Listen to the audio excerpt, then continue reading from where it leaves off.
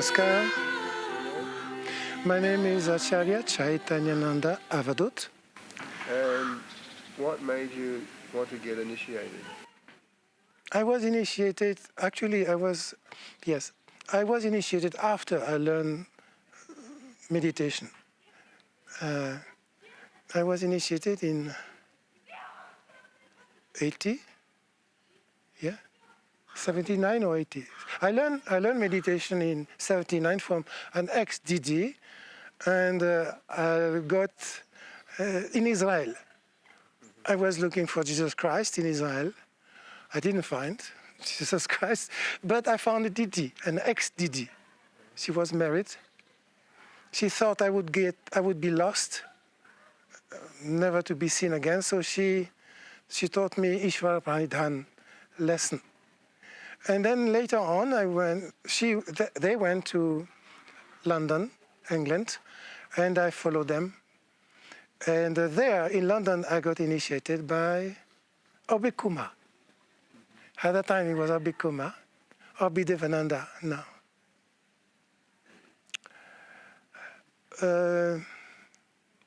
I was searching for spirituality because I didn't like this world. I didn't find a point of going to school to find to get a job, to buy a house, to get married, having children, then die and repeat it again. I didn't like it at all.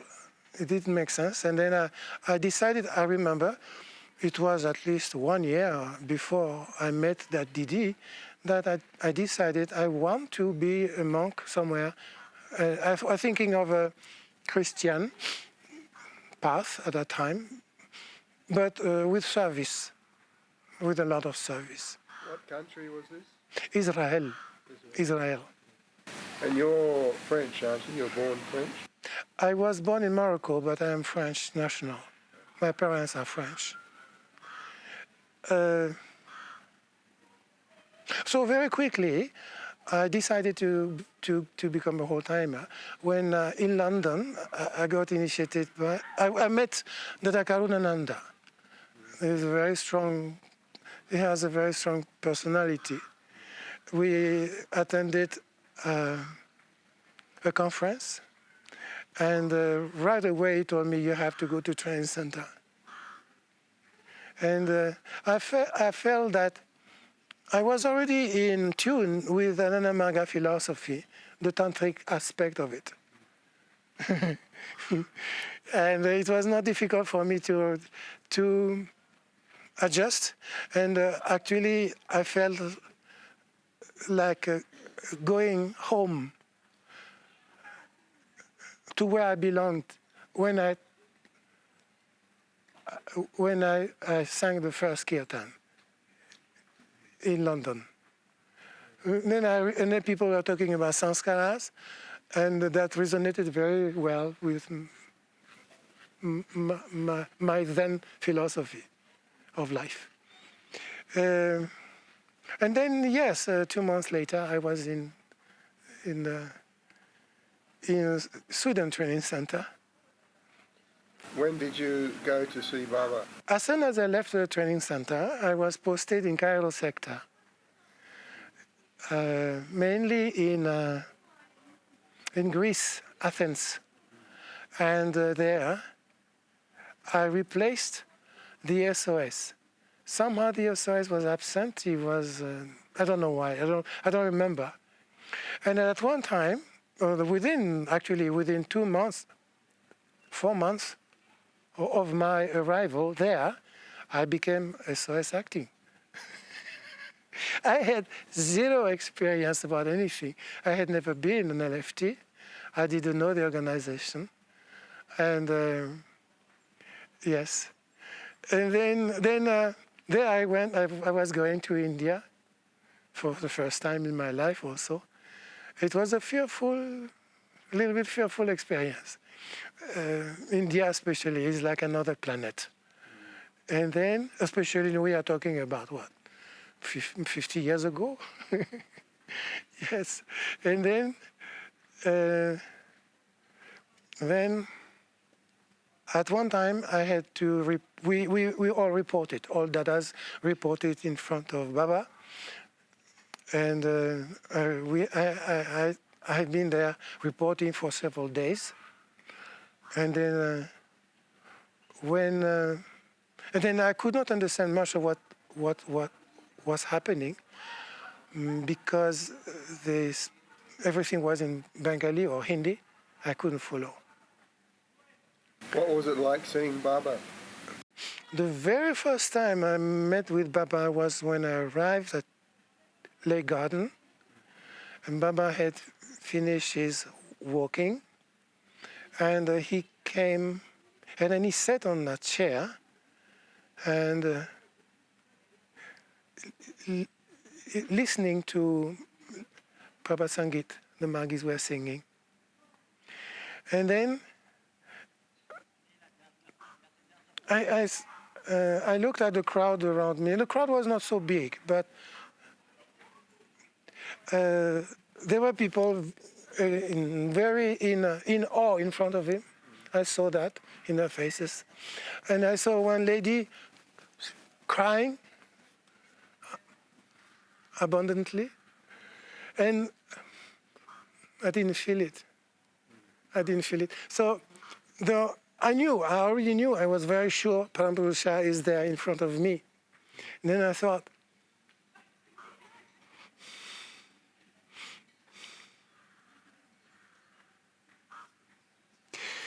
maybe there is something wrong about me.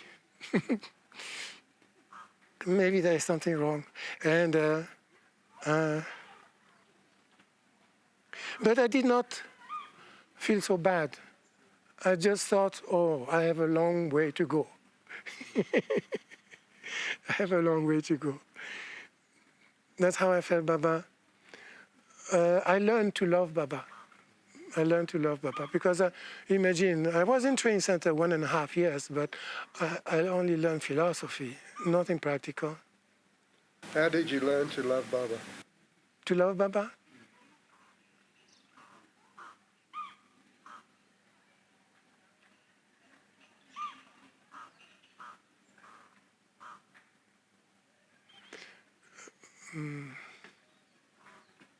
Was it something you It is did? I never thought about it. Something you did or something you thought? Or Oh, no. It's all interior, all inside me. My behavior in the world, the things I saw around me, the challenges I went through, all this brought me closer to Baba. so, did you have PC? No, I didn't have PC. Dharma Samitra? Also not. I left my posting about 4 months later. I went to France, and when I was in France, I realized immediately I made a mistake. Immediately. But what happened is that I got my Ishta back. The one that brought me to training center. Then I got it back, and since that time I have it forever. It's my Ishta. It's not somebody tells me what I should feel, how I should feel, and so on and so forth. So when you say you got your Ishta back, you mean you got the feeling of love for Ishta? Feeling of love for? Ishta? Is that what you mean by you got your Ishta back? My Ishta, I mean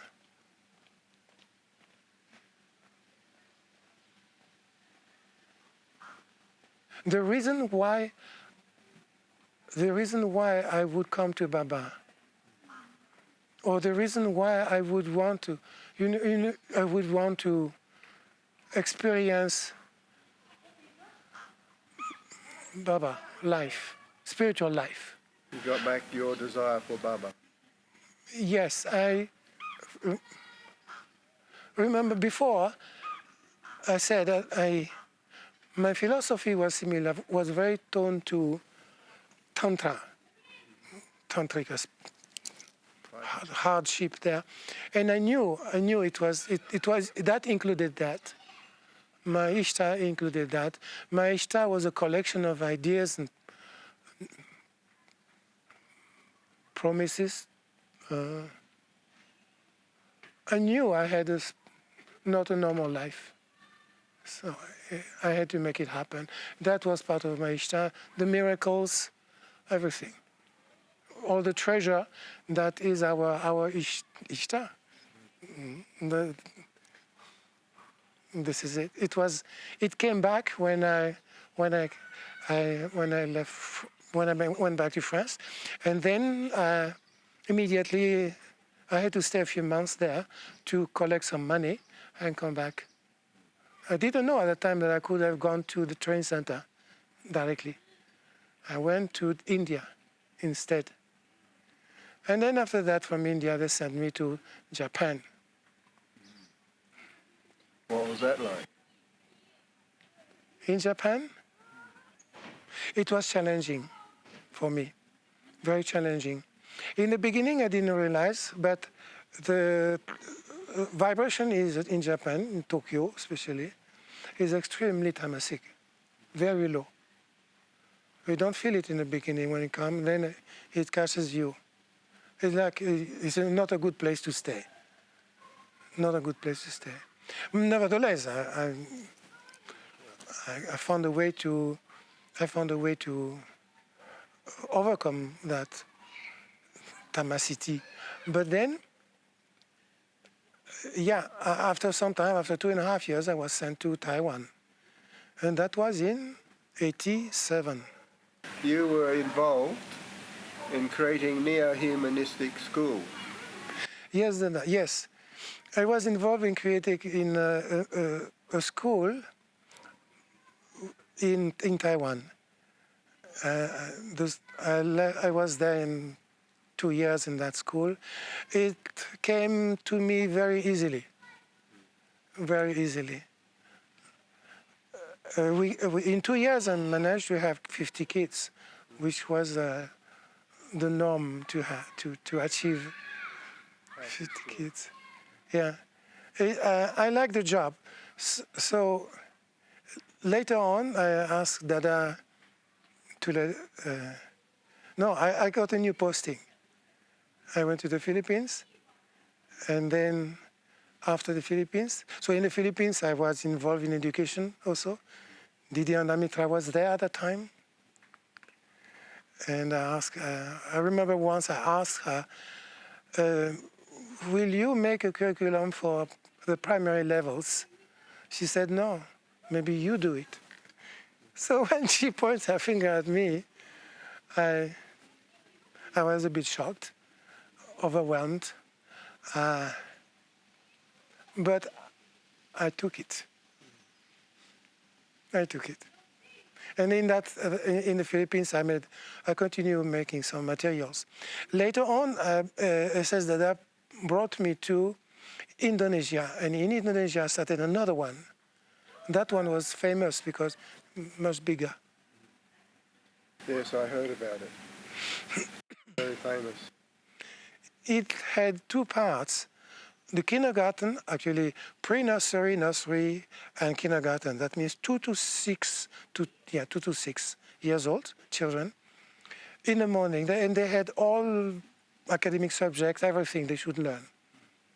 And then in the afternoon, we would use the premises to teach English to young children until high school, and they made the bulk of the students, 2,000 students, 2,200, for many years. I was there 18 years in Indonesia. Wow. It was a good project, so everybody let me be there. They did not think of removing me for the sake of changing. But Baba did it. So what are you doing now? Now I am working in Taiwan, in Taichung. I am DS in Taichung. And besides my Sharia's duty, I'm still engaged in education, but I make materials After I left the school, I took the most important part that I developed in that school. That was spirituality, and I continue making such material in Taiwan. I am very thankful to SS to trust me with that proposal, and for many years he did not give me troubles. On the contrary, as I was searching for ways to develop neo-humanism in practical terms for kids, I was also converting that for adults and giving workshops about it in China. So in China, I became a little bit famous, and then SS learned about it, and then I was doing something. So, like that. So the work until now, I have been working in a program that involved kindergartens, and it's complete. It's completed. But then I continue with the primary levels. Primary levels, all about neo-humanism and spirituality. But with children, when I talk about spirituality, I use the word intuition. As intuition as the use of consciousness. The use of consciousness. Do the children like it when you use the word intuition? We don't call it, we don't use the word intuition right away, or we can use it if we like. We translate it into magic. The children learn magic. And my curriculum is all about magic, meaning the work of intuition, and joy. Joy being Parampurusha himself, Baba himself. Joy is Baba, and happiness is Anandam. Happiness, love, beauty, life are Anandam. Okay, Dadaji, well, thank you very much for sharing that with us. Thank you for the opportunity to share.